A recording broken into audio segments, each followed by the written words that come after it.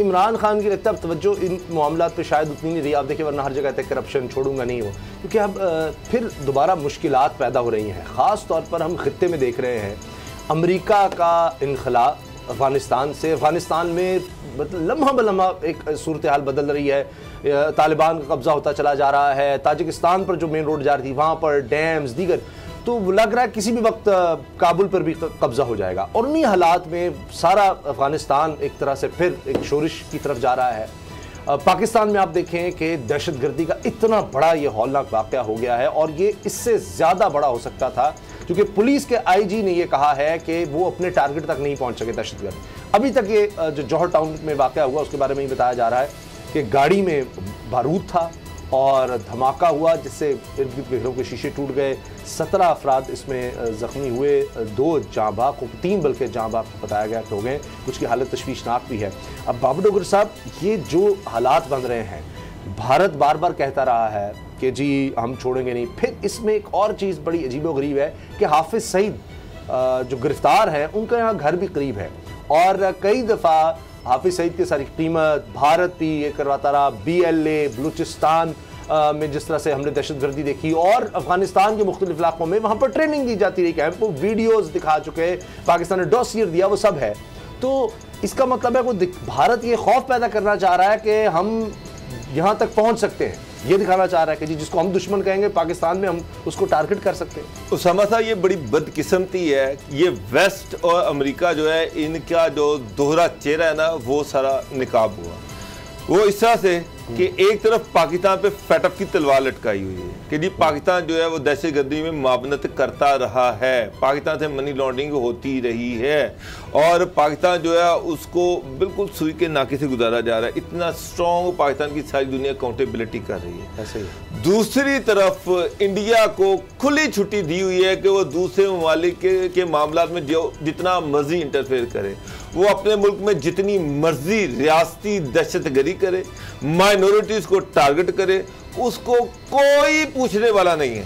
मैं कश्मीर में वो जो मर्जी करता फिरे, वो मुसलमानों के साथ इंडिया में जिस तरह से बर्ताव किया जा रहा है, जिस तरह से तासुब पसंदी वहाँ पर की जा रही है, रोजाना वो रोजाना की बुनियाद वो आपके सामने कि जी गाय को ले जा रहा था जनाब, भैंस को ले जा रहा था जी, बस उसको मार दिया। अच्छा, अब मुझे एक बात बताएं कि पाकिस्तान में बलूचिस्तान में इंडिया ओपनली दहशतगर्दी भी करवा रहा है, वहाँ पर जो है वहाँ पर BLA को पूरे ऑर्गेनाइज तरीके से वो सपोर्ट कर रहा है, फाइनेंशियल सपोर्ट कर रहा है। पाकिस्तान ने बंदे पकड़े, हमने उसके एविडेंस दिए, सब कुछ दिया, लेकिन सारी दुनिया उस पर खामोश बैठी हुई है।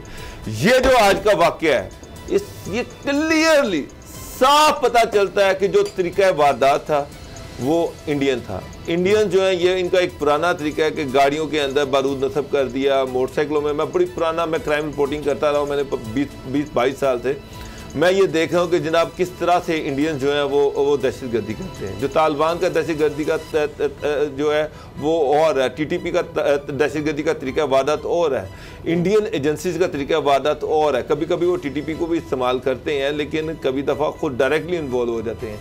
ये जो TTP है वो ज़्यादा खुदकुश हमला आवर होते हैं। ये जो तरीका वारदात है ना, गाड़ी के अंदर 15 से 20 किलो बारूद जो है वो ले लेना, और उसके बाद ये पूरी टारगेटेड थी। हाई प्रोफाइल जो था वो आपका ये जो टारगेट था कि जनाब हाफिज़ सईद साहब जो है किसी उनके घर से सारा 100 मीटर पहले ये वो नाका लगा हुआ था। IG ने कहा है कि पुलिस पिकेट थी यहाँ पर, उस वजह से शायद वो आगे नहीं जा सका क्योंकि पुलिस की। अच्छा एक चीज़ ये भी है कि या तो हमारे जो पॉलिटिशियन है बहुत ज़्यादा ज़रूरत से ज़्यादा जिम्मेदारी का मुजाहरा करते हैं। अगर इंडिया में इस तरह का कोई वाक़या होता, पुलवामा आपको याद है इंडिया ने खुद करवाया, और उन्होंने इतना सारी दुनिया में शोर मचाया कि जी इसमें पाकिस्तान ने इन्वॉल्व है, पाकिस्तान ने किया। बाद में ये साबित हुआ कि वो इंडिया का अपना था। कश्मीर में कुछ हो जाए वो सबसे पहले वो पाकिस्तान का नाम ले लेते हैं। हमारे यहाँ जब खबर ये आती है तो बताते हैं ये इलाका है, इधर धमाका हुआ, इतने लोग जख्मी हैं, ये हो रहा है पुलिस। वहाँ जैसी खबर ब्रेक होती कहती पाकिस्तान ने करवा दिया, पहले ही जुमला ये होता है कि जी ये दहशतगर्दी हुई है और ये जी पाकिस्तान ऐसे ही। अच्छा, आज इंडियन मीडिया में हैरान हूँ कि कितने फखर से कह रहा है जी हाफिज़ सईद के बाद जो है वो अटैक हुआ। इंडियन मीडिया जिस तरह से इसको उठा रहा है, मुझे हैरानगी है कि उनको शर्म नहीं आती कि उनको उनकी सारी दुनिया जानती है। अब दुनिया जो है अब इसकी इन्वेस्टिगेशन होनी चाहिए। अब यूएनओ को भी इसका नोटिस लेना चाहिए, फैटफ को भी इसको देखना चाहिए कि ये दहशतगर्दी कौन करवा रहा है, इस दहशतगर्दी के पीछे कौन है। लेकिन हमारी अपनी गवर्नमेंट क्यों नहीं बोलती? मेरा तो सवाल ये है, क्या हमारे इनको ये डर रहता है कि इंडिया के साथ हमारे ताल्लुकात खराब हो जाएंगे? तो ताल्लुकात है कौन से जो खराब होंगे? इंडिया तो इस चीज को नहीं सोचता। बिल्कुल ठीक। अच्छा असद करल साहब, मेरा घर भी करीब है, मैं भी गया था यहाँ देखकर, और यकीन लोगों में बड़ा खौफ और रास्ता परेशान थे। तो ये हालात पाकिस्तान में बेहतर हो रहे थे, लेकिन इस एक वाक़े ने सबको हिला कर रख दिया है। देखिए काफ़ी अरसे से पाकिस्तान के अंदर अमन था, और आपको पता है रिसेंटली भी पहले भी 2-3 वाक़यात हुए और उसमें इंडिया का हाथ पूरी तरह नज़र आया। अब मामला ये कि हाफिज़ सईद का वहाँ पे घर है, और जिस तरीके से ये सारा एक प्लान किया गया है, और डोगर साहब इस तरह बता रहे हैं, बिल्कुल ये तरीका वारदात जो है, जिस तरह बसों में धमाके होते थे, मोटरसाइकिल के साथ वो बम नस्ब कर देते थे, बस के अंदर रख देते थे, यही बाल बेरिंग, यही कील वगैरह, यही जो इसका देसी साख्ता है बम का जो बुशन का भी हमने देखा उससे तो पहले। अब मामला ये है कि ये इंडिया जो है उसने इससे पहले भी एक वाकया में मुलव्वस है, और हाफिज़ सईद साहब का एक करीबी साथी गालबन पत्नी खालिद के क्या थे नाम उनका, उनके भी सारा इंडिया का हाथ निकला था। किस तरह दुबई से एक बंदा आया, फिर वो गुजरांवाला उस्मान नामी को, इस तरह के 2-4 लोग, मुझे अब याद नहीं है पूरा वो।